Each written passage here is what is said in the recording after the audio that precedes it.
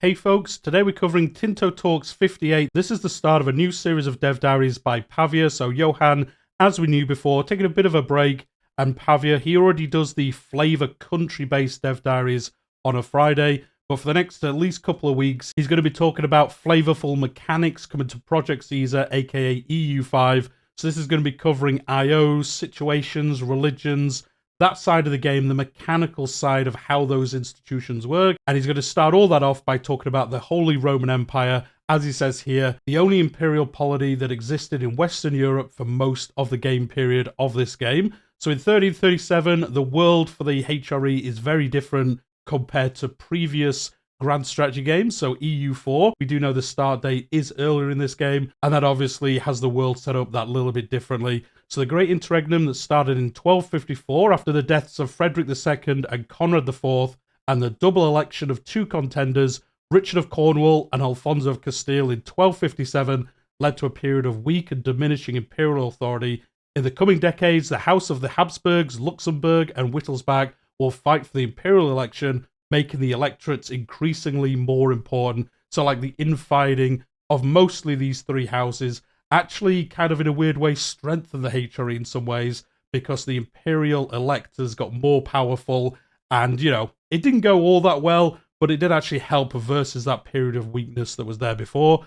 And you can see this map here, yes, it looks quite cursed. You can see all the different areas, the HRE, obviously the land around them as well, and then there's all these different colours. And what do they all mean? Well, we're going to go through that now. So the yellow country is the emperor. The light blue, they are prince electors. The middle blue is archbishop electors. The dark blue, they are imperial prelates. The light green is free imperial cities. The middle green are republics. The pinkish brown are imperial peasant republics. The grey are imperial princes. The purple stripes, that is imperial land not currently owned by a HRE member, and the other stripes that we see on the screen, these are lands owned by a HRE member but are not yet incorporated into the actual HRE themselves. So yes, lots of colours, lots of different mechanics there already. This is right at the start, and we've got what, like 7 different kinds of countries here that you can play as, which is just really, really crazy. But as you can see, we've got Upper Bavaria as the emperor, we've got big old Bohemia, Brandenburg, we've got Austria, Milan, Verona, but that is the kind of start there as you get into the game on launch. Next is going to show us the IO panel for the HRE and all the different member types that you can find by scrolling through it. So all the different things you can see here. You've got the emperor at the top, you've got the imperial authority, I guess the kind of treasury of the empire as well on the top right hand corner. And then as you can see, members, imperial laws, parliament, all members. Is going to go through all of these in a second. There's an option here to invite to the HRE, so you can invite people that aren't in the HRE into the HRE. You could do that in EU4, and that has come back in this version of the game as well. And then you can see here the members. There's 4 prince electors, 3 archbishop electors currently at the moment, 26 free imperial cities, 58 imperial prelates as well, and you know, all those flags there. We do like flags in our games. There's going to be a lot of flags in this dev diary. You can see here the prince elector's special status is an elector, yes. The prince elector is a special status of the HRE, which are capable of voting for the next emperor. Only a state with monarchy government type can assume this special status. And then next we've got archbishop electors. So basically the same thing, only states though that are a theocracy can have this. Free imperial cities. You can see the bonuses here for this one as well. Burger estate satisfaction equilibrium plus 2.5%. Monthly development 0.0010. Production efficiency 10% better. Reject subjugation reason plus 50. So, you know, they are a free imperial city. They don't want to be subjugated by somebody else. So you get that little bit of a modifier there as well. And again, what all that means and some examples at the bottom there. You got the imperial prelates next. I've probably called that like 5 different versions, but that's what I'm going with this example. This is a special status reserved for all members who are a theocracy without being an archbishop elector. So before you become an elector, this is like the tier below that if you are a theocracy. And then we've also got Imperial Peasant Republic. Members which have a peasant republic or a variation of it have this special status instead. So they are some of the versions that you can have. Only one of those currently in the HRE as it looks like at the moment. There's also a sub panel that shows all members. There's a lot of flags here. A lot of flags. Some nice variations, a lot of reds, a lot of whites, a lot of yellows obviously as well. But these are all the different countries, I guess, that are in the HRE. 329. So obviously no border gore happening with this realm. The HRE also comes with a bunch of mechanics and features which can be easily grasped in the IO's tooltip. As you can see from the tooltip, there's a lot of things going on here. So the following policies are in effect. Imperial religion is Catholicism. Only Imperial religion is allowed. I guess that will change later on in the game, depending on what happens. The international organization gets max prince electors, max archbishop electors, forbidden unjustified wars, so that kind of keeps the cohesion there a little bit more, I suppose. The leader also gets diplomatic capacity, great power score, can sign alliances, can guarantee. Basically, the emperor gets all these special mechanics as well. And then being a member will also give you these modifiers: cannot become an empire, cannot become a kingdom, cannot become a duchy. So there is some restrictions to being in the HRE as well. So, you know, you've got to decide, do you want to stay in there? Do you want to maybe try escape from it? All these different options that you have. You can also see here some more things as well. So the Holy Roman Empire enables the accumulation of manpower in the international organization, enables the accumulation of gold in the IO, I guess treasury it probably says there for the rest of that bit there, has parliament, relevant for dynastic power, can invite new members, and then 329 members, literally everyone listed out there that is part of the HRE. So the HRE itself, we do know obviously it is getting a lot of flavorful mechanics. The main one that we've already seen as well is Imperial Authority. There are a few sources in the game that can add or subtract to this, and you can see in this tooltip, Imperial Authority, our Imperial Authority is 0. That's probably not too good, I would have thought. And then that is currently going to change due to peace among all members, number of princes, number of free cities, locations owned by non-HRE members in Germany and outside of Germany. So as you can see, actually going up quite a bit at the start of the game, and I'm sure passing some laws, all those kind of things as well, is going to help you with Imperial Authority as well. But that is currently how it is set up at the moment. Imperial laws could also have different effects on the members of the HRE. At the start, there are only 2 available, and you can see that here. Fundamental laws, the Golden Bull, they're going to talk about that in a second, pretty famous that. And then the 2 they were talking about are religious laws. Imperial religion is Catholicism, and only Imperial religion allowed. Again, depending on what happens in your playthroughs, that will change obviously when, you know, some kind of schism happens in the church later on. As I just mentioned, there is the Golden Bull mentioned there. This was the single most important law approved by the HRE, becoming its base political constitution from its enactment in 1357 up to the dissolution of the HRE. In Project Caesar, the Emperor has a very high incentive to pass this as soon as possible, as it unlocks additional laws and actions. So, as he says here, you don't have to do this if you don't want to. If you are the Emperor, you might not want to do this for whatever reason. You want to play out a little bit differently or whatever. But you're probably going to see this get passed in like 99% of your games. And you can see here the Golden Bull law, not active policy yet. Enabling this will enact the Golden Bull and the requirements there as well. You can start the law debate. It is going to cost you some prestige and legitimacy, but then you can enact this.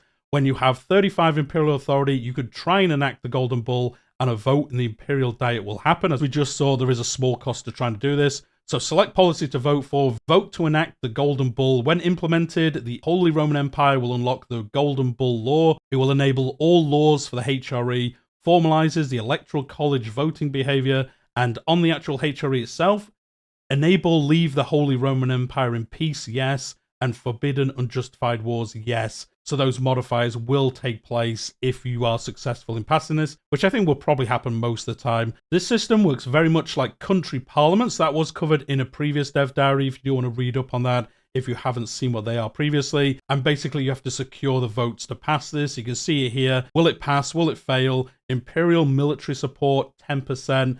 Parliament agendas, grant imperial titles, or affirmation of the free imperial city rights. They're things that you can enact to get further kind of support in trying to pass this if you do need to. And then as Pavia said, if you pass this, it does unlock new laws. And you can see that here, administrative laws, there are 8 new ones.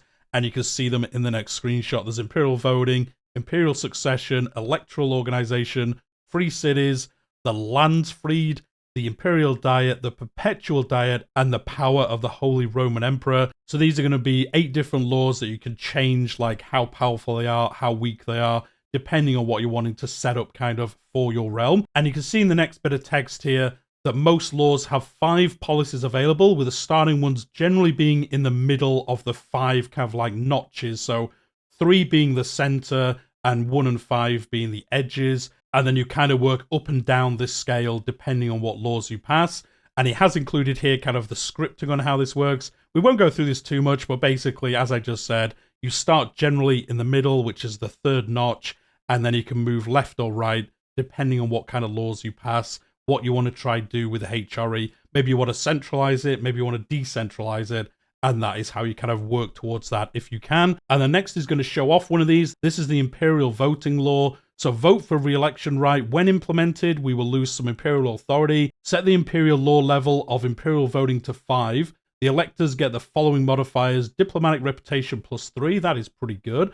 Vote for a powerful electorship. This is the level 4 version. That will give diplomatic reputation +2. The middle one, so the 3rd notch on the 5 scale, that will give diplomatic reputation +1. The Imperial voting of level 2 is vote for limited electorship, and that will allow self-voting yes. So I guess you can kind of vote for yourself here, and if you have a lot of votes, you could kind of end up kind of voting for yourself in constantly if you can.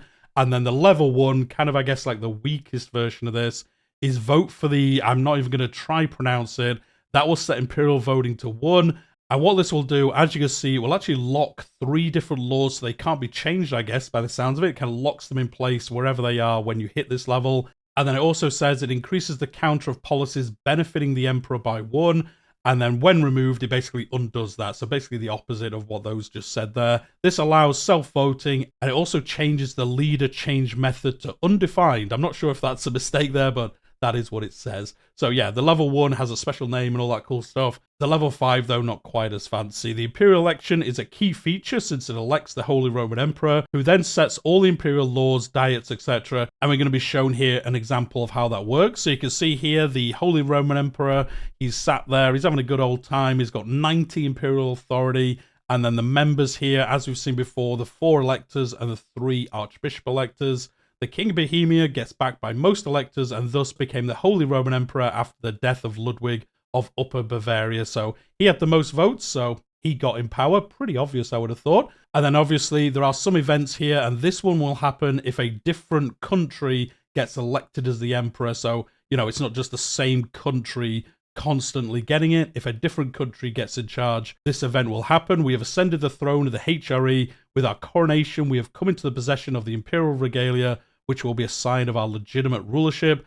Excellent news. It is excellent news. And then as you can see, the outcome of this, all the kind of HRE regalia gets moved over to Bohemia in this example, taken away from the previous rulers and moved into a new country. One of the factors behind the election is dynastic power, a new value that is currently only used in the HRE, although it could be used elsewhere, which impacts the likelihood of a certain country from a powerful dynasty to be elected or re-elected as emperor. So if you have this dynastic power very high, this is how, you know, maybe like Austria or somewhere would constantly be the ruler, or maybe somewhere else that has this high dynastic power would keep in charge of the empire rather than it switching around a lot, which would, you know, be pretty fun actually. I quite like it when it switches between different kind of countries and dynasties, but I do like that it works this way, kind of historically how it happened as well. So you can see here, dynastic power. Dynastic power is the value of political power a dynasty holds in an international organization. It plays a major role within the HRE and is calculated by multiplying the great power score and the ownership over population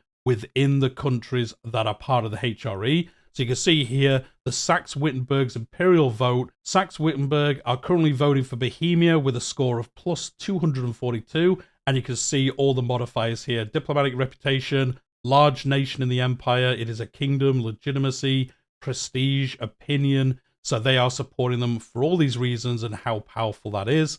Last but not least is the Imperial contribution. It is an amount of money and manpower that any member of the HRE has to contribute towards the Emperor, who can then spend it on Imperial actions and also defending the Empire.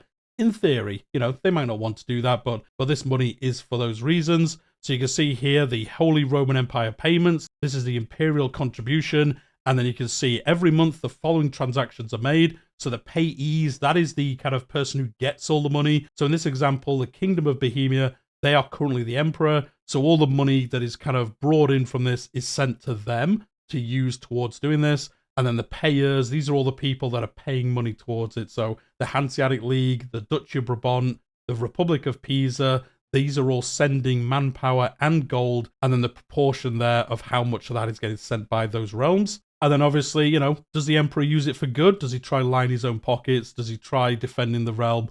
All those different things you can get up to. And with that, that is the end of the dev diary this week. So just a very quick look here on how the HRE is going to work. There's a lot of mechanics here. Those Crusader Kings players like myself, we're just crying in the corner. Like, when are we going to get a proper HRE in our game? But it is going to be in Project Caesar by the looks of it at launch, which is really, really cool. I like how this looks. There's a bunch of things they haven't even talked about here, really. We'll find out more about that, I imagine, before launch, or maybe it's going to be something that we'll see when we get our hands on the game. But anyway, that is going to be it. Next week, he's going to talk about the Catholic religion and the Catholic Church. So it looks like we're going to go around a bunch of these IOs, as he said at the beginning, each week talking about a different one. But let me know what you think about this. As I said, I like everything I've seen here. It's crazy the amount of countries in there. You can play as them. You can try rise your ranks up, become the Emperor. Or maybe you want to be the Emperor, maybe you want to decentralize everything and cause some shenanigans to happen. If you've played EU4, I don't think it's going to be anything too crazy versus that, but it looks like all these new mechanics and how everything kind of intertwines together is going to make it that little bit more interesting to play. But anyway, we'll leave it there for today. Hit that like button if you've enjoyed it. Hit that dislike if you haven't enjoyed it for whatever reason. And do make sure to subscribe to the channel. I'm covering Project Caesar up to official announcement, launch and beyond. And I also cover Crusader Kings 3 in a very similar manner. But we'll leave it there for today, and I'll see you all in the next one.